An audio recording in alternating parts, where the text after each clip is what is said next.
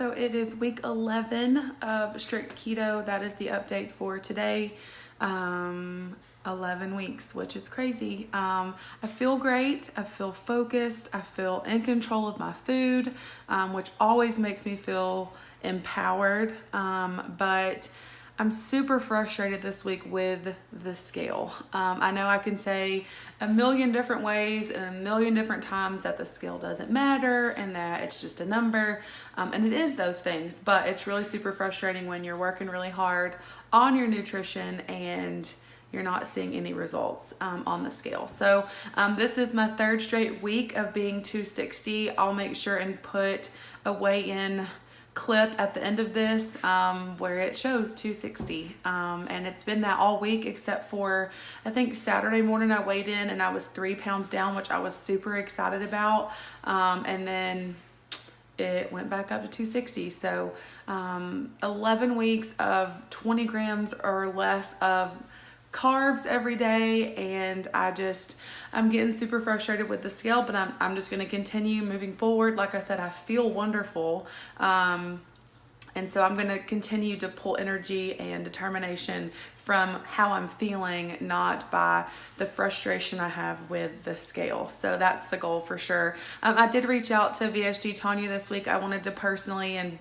give her a huge shout out for just some great advice that she gave me. So this next week I'm going to actually change up a few things in my diet. So I'm hoping to cut back or try to eliminate dairy. I'm definitely going to cut back. I don't have to have cheese with every meal. And so I'm going to cut back on the dairy to see if maybe that will give me a little more results when it comes to the pounds that I need to lose. And then also she recommended not using Splenda at all, just sticking with stevia. And so I've been doing that over the last couple weeks. Another goal that I have for myself this week is definitely getting my steps in. That's been a goal for the last few weeks actually. The weather has been absolutely awful here. It's rained like every day, but this week is supposed to be beautiful outside, and so I'm super excited about being able to get Grayson out and just take a walk around the neighborhood. It is officially Little League season, and y'all know that I love this time of year. And so opening day was this past Saturday. So while Brent actually, his team practices at a local park and there's a walking track there. So I'm hoping while he practices, I can take the time. Andy helps coach his team, so we all go to the practice. And so I'm hoping that I can walk and get some steps in while he's practicing. So our schedule's fixing to get pretty crazy, especially with it being baseball season, but I'm really excited about it. I love watching the boys do activities that they love to do, and so I'm definitely one of those like people that I'm like up and screaming and yelling, and I just love watching him do something that he absolutely loves, and so I'm excited about it. That's also going to get us out of the house more, which I'm also excited about. I've turned into quite a little hermit since Grayson's been born, which I enjoy actually. I feel like I have a lot of anxiety when it comes to taking him out by myself.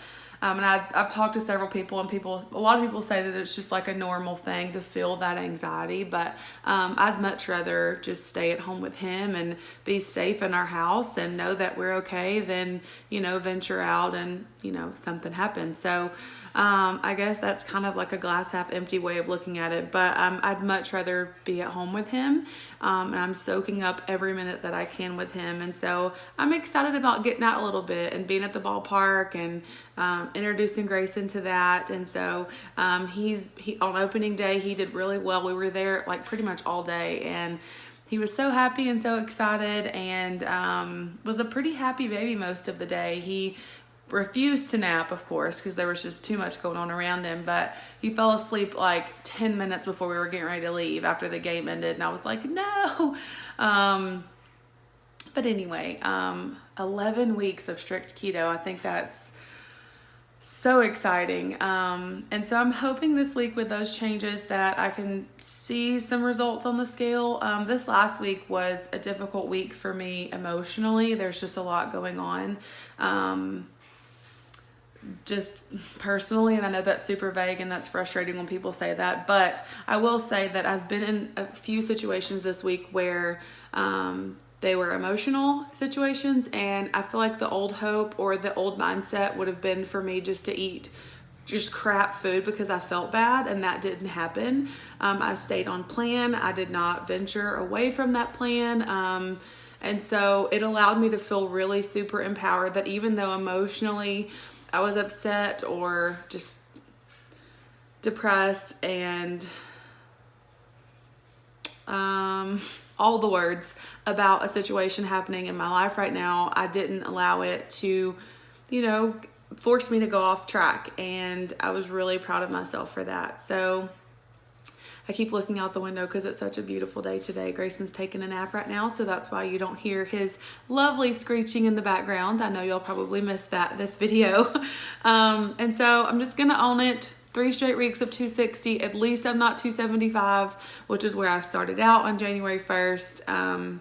And I'm just gonna keep on doing what I'm doing. I feel great, and I'm gonna listen to my body, and hopefully these changes that I want to make this week will help me see a difference on the scale when I weigh in next Monday. So I will see you guys in my next video. Bye.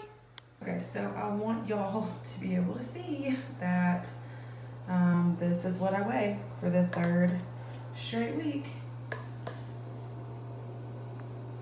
260 again.